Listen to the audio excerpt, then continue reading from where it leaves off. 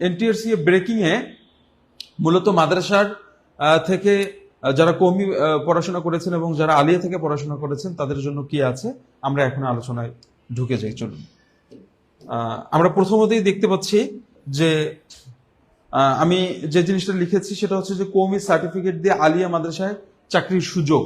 এখানে দেখেন সহকারী মৌলভী কারি। এখন সহকারী মৌলভী কারি বলতে যেটা বোঝায় সেটা হচ্ছে ক্লাস 6 থেকে 10 পর্যন্ত, 6 থেকে আপনি 10 পর্যন্ত দাখিল 6ষ্ঠ শ্রেণী থেকে 10ম শ্রেণী পর্যন্ত আপনি কোরআন মাজিদ এবং তাসবির এই সাবজেক্টটা পড়াবেন। এই সাবজেক্টটা পড়ানোর জন্য যারা কওমি মাদ্রাসা থেকে দাওরা কমপ্লিট করেছে তাদেরকে একটা সুযোগ দিয়েছে। তার মধ্যে ক্রাইটেরিয়া যেটা শর্ত আছে সেই শর্তটা হচ্ছে আল হায়াতুল উলিয়া লিল জামিয়াতিল কওমিয়া বাংলাদেশ হতে দাওরা হাদিস কমপ্লিট করতে হবে। অর্থাৎ আল্লাহ হায়াতুল উলিয়া এই বোর্ডের আন্ডারে আপনাকে দাওরা কমপ্লিট করতে হবে। এই বোর্ডের আন্ডারে আবার 6টা সাব বোর্ড আছে। বোর্ডগুলো কি আমরা একটু দেখে নেই।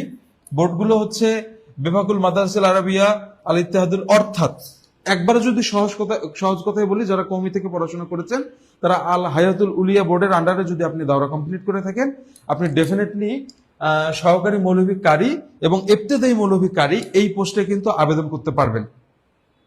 বোঝাতে পারলাম? এখন এই পোস্টে যদি আবেদন করতে পারেন আপনার জন্য 2টা শর্ত আছে। আপনি দাওরা কমপ্লিট করলেই আবেদন করতে পারবেন না, আপনাকে দাওরা কমপ্লিটের পাশাপাশি কি করতে হবে, আপনাকে হচ্ছে ইলমে কিরাত অথবা হিফজের সার্টিফিকেট অর্থাৎ হুফাজুল অর্থাৎ আপনাকে হাফেজ হতে হবে অথবা ইলমে কিরাতের সার্টিফিকেট থাকতে হবে। বিপত্তিটা কোথায়? বিপত্তিটা হচ্ছে যে আপনাকে এখানে উল্লেখ করে দিয়েছে দাওরা হাদিস এর সনদের পাশাপাশি উপযুক্ত এই যে 6টা বোর্ডের কথা আছে সেই 6 বোর্ডের যে কোনো এক বোর্ডের অধীনে ইলমে কিরাত এবং হাফেজের আপনার সার্টিফিকেট লাগবে। অর্থাৎ আপনি বাইরে কোথাও থেকে ইলমে কিরাত কিংবা বাইরে কোথাও থেকে আপনি যদি হাফেজ হন সেক্ষেত্রে আপনি পারবেন না। বোর্ড 6টার আমরা নাম দেখি। বিফাকুল মাদারিসিল, এটা হলো বাংলাদেশ ঢাকার মধ্যে অবস্থিত। আল ইত্তেহাদুল মাদারিস, তানজিমুল মাদারিসিল, আঞ্জুমানে মাদারিসি, বিফাকুল মাদারিসিল কওমিয়া, এটা হলো গহ্বরডাঙ্গার মধ্যে অবস্থিত। আরটা হচ্ছে জাতীয় দ্বীনি মাদ্রাসা শিক্ষা বোর্ড। এই যে 6টা বোর্ড আছে এই 6টা বোর্ডের আন্ডারে আপনাকে কি করতে হবে? শর্ত একটাই, সেটা হচ্ছে ইলমি কিরাত অথবা হাফেজের সার্টিফিকেট থাকতে হবে। এখন অনেকের প্রশ্ন থাকতে পারে যে হুজুর আমি কিভাবে, আমি তো দাওরা কমপ্লিট করেছি, দাওরা কমপ্লিটের মধ্যে একটা ঐচ্ছিক সাবজেক্ট হিসেবে ইলমি কিরাতের একটা পরীক্ষা দিত, সেই পরীক্ষার সার্টিফিকেট দিয়ে কিন্তু হবে না, আপনাকে ইলমি কিরাতের আলাদা করে সার্টিফিকেট থাকতে হবে। এখন এই সার্টিফিকেটটা পাবেন কোথায়? চলুন সেটাও একটু সহজ করে দেই। তার মানে আমরা এখানে যদি একবারে রিক্যাপ করে 10 সেকেন্ডে জানতে পারি, কওমি থেকে দাওরা কমপ্লিট করলে আপনি সহকারী মৌলভী কারি এবং ইবতেদায়ী মৌলভী কারি পোস্টে আবেদন করতে পারবেন। ইবতেদায়ী মৌলভী কারি বলতে 1 থেকে 5 পর্যন্ত, সহকারী মৌলভী কারি বলতে আপনার 6 থেকে 10 পর্যন্ত আপনি আবেদন করতে পারবেন দাওরা কমপ্লিট করলেই। কিন্তু দাওরা কমপ্লিট করার পাশাপাশি অবশ্যই আপনাকে ইলমে কিরাত এবং হিফজের সার্টিফিকেট থাকতে হবে। কোথা থেকে? অবশ্যই এই 6টা বোর্ড আপনারা স্ক্রিনে যেটা দেখতে পাচ্ছেন। চলুন পরবর্তী আলোচনায় যাই। আলোচনায় আমি আপনাকে একদম সহজ করে দিচ্ছি। বর্তমান 2টা বোর্ড এই পরীক্ষার আয়োজন করেছে, একটা হচ্ছে আঞ্জুমানে ইত্তেহাদুল মাদারিস আর একটা হলো বিফাকুল মাদারিসিল। এই 2টা জায়গা থেকে আপনার পরীক্ষার জন্য তারা কি করছে? সার্কুলার দিয়েছে। এই সার্কুলার দেখুন, আপনার তিলাওয়াতুল কোরআন 100 নাম্বার এবং তাজবিদুল কোরআন 100 নাম্বার, এই 200 নাম্বারের পরীক্ষা হবে। আর পরীক্ষার নিবন্ধন ফি হচ্ছে 200 টাকা, পরীক্ষার ফি হচ্ছে 500 টাকা উল্লেখ করে দিয়েছে। আপনারা যারা দাওরা থেকে কমপ্লিট করেছেন তারা আঞ্জুমানে ইত্তেহাদুল মাদারিসে যোগাযোগ করতে পারেন এবং বিফাকুল মাদারিসে এখানেও যদিও 200 মার্কের উল্লেখ আছে, কত টাকা লাগবে সেটা এখনো উল্লেখ করা নেই, আপনারা এখানেও যোগাযোগ করতে পারেন। খুব দ্রুত যোগাযোগ করবেন। এইটা মাত্র 2 মাসে বা 1 মাসের মধ্যেই একটা পরীক্ষা অনুষ্ঠিত হবে। পরীক্ষাটি আগামী 17 আগস্ট, দেখেন উল্লেখ করে দিয়েছে 17 আগস্ট 2026 সালে পরীক্ষাটা হবে। 17 আগস্ট মাসে 17 তারিখে পরীক্ষা হবে। পরীক্ষা দিবেন, 1 সপ্তাহের মধ্যে একটা সার্টিফিকেট পাবেন। আপনি কিন্তু সহকারী মৌলভী কারি অথবা ইবতেদায়ী মৌলভী কারি পোস্টে আবেদন করতে পারবেন। আচ্ছা, এর পাশাপাশি যদি আমি আলিয়াদের ক্ষেত্রে বলি যে আলিয়ারা কি দোষ করেছে, আলিয়া কি সহকারী মৌলভী কারি এবং ইবতেদায়ী মৌলভী কারি পোস্টে আবেদন করতে পারবে না? এইখানে একটু হলেও আলিয়ার জন্য আমি মনে করব যে এনটিআরসি এর পক্ষ থেকে একটা বৈষম্য করা হয়েছে। কারণ আগে ছিল নুরানির সার্টিফিকেট থাকলেই তারা আবেদন করতে পারত, কিন্তু আলিয়াদের জন্য চরম একটা বৈষম্য করা হয়েছে। এখন এনটিআরসি কর্তৃপক্ষ আসলে কি বুঝে এটা করেছে, I don't know actually about that, but আমাদের মানে অনুরোধ থাকবে যে যতগুলো পরিপত্র এখন পর্যন্ত জারি হয়েছে সেটাকে উইথড্র করে আলিয়ার জন্য আরেকটু সহজ করে দেয়। দেখুন, আলিয়ার জন্য দাখিলে মুজাব্বিদ থাকতে হবে অথবা আলিমে মুজাব্বিদে মাহির থাকতে হবে। হাতে কোনো খুব অল্প কয়েকটা প্রতিষ্ঠান সারা বাংলাদেশে যেখানে কিনা দাখিলে মুজাব্বিদ এবং আলিমে মুজাব্বিদে মাহির রয়েছে।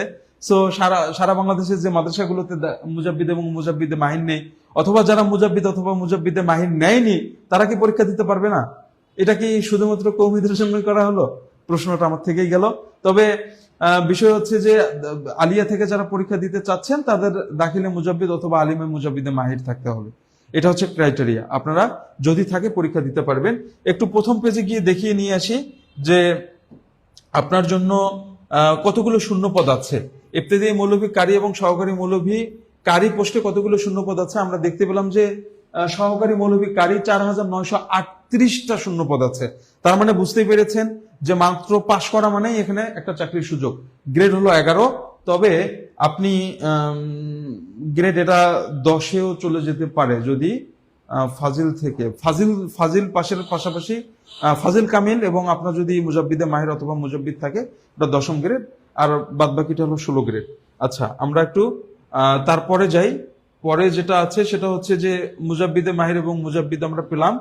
এরপরে পরীক্ষা পদ্ধতিটা কি হবে আমরা একটু এখানে খুব ছোট করে যদি আলোচনা করি, সেটা হচ্ছে পরীক্ষা পদ্ধতি হবে যে আপনার মোট পরীক্ষা হবে, আমি নিচ থেকে উপরে যাই, সময় থাকবে পরীক্ষার হলো 2 ঘন্টা। আমরা একটু খুব দ্রুত দেখে নেই। হ্যাঁ, পরীক্ষার ধরন কি হবে? পুরোটাই এমসিকিউ হবে, অর্থাৎ মাল্টিপল চয়েস কোশ্চেন। প্রশ্ন থাকবে, উত্তর থাকবে, আপনি শুধু দাগিয়ে দিয়ে আসবেন।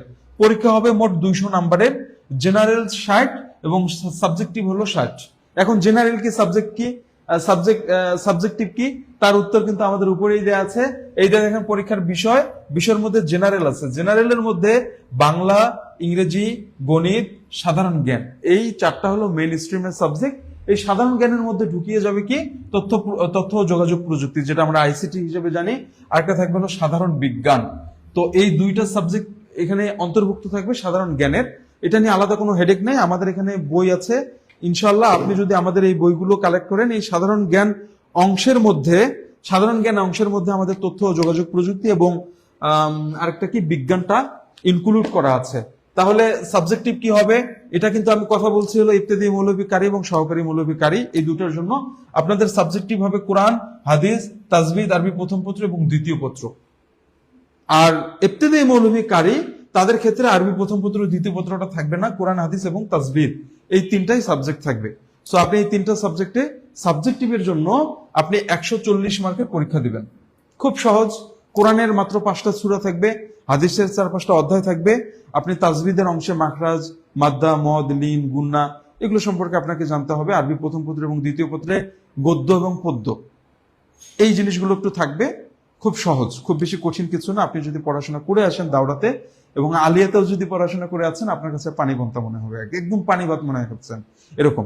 তো আপনি যদি আমাদের এইখানে এই সাবজেক্টিভ এবং জেনারেল অথবা বই সম্পর্কে, এই যে জেনারেলের যে বই আছে, সাবজেক্টিভের যে বই আছে, অথবা আপনার যদি কোনো প্রশ্ন থেকে থাকে, তাহলে আপনাকে একটু কষ্ট করে কমেন্টে কি লিখতে হবে? জিএস লিখতে হবে। একটু আপনি কমেন্টে যদি জিএস লেখেন, তাহলে আমাদের কাছ থেকে আমাদের টাকা খরচ করে ইনশাল্লাহ আমরা আপনাকে ফোন করে আমরা জানাবো। কারণ আমরা মাদ্রাসার যে কোর্সগুলো পরিচালনা করছি সেটা সেবার মন মানসিকতা নিয়ে পরিচালনা করা। এখানে অন্য কোনো চিন্তা নেই, একদম সেবার মন মানসিকতা নিয়ে। আপনি যদি জিএস লেখেন, আমরা আপনাকে আমাদের টাকা খরচ করে কল করে আপনি কোন সাবজেক্টে পড়াশোনা করেছেন, কোথায় পড়াশোনা করেছেন, আর কোথায় পড়াশোনা করলে কোথায় গিয়ে আপনার আবেদন করাটা সহজ হবে এবং করা উচিত, সেই জিনিসগুলো আমরা জানিয়ে দেবো।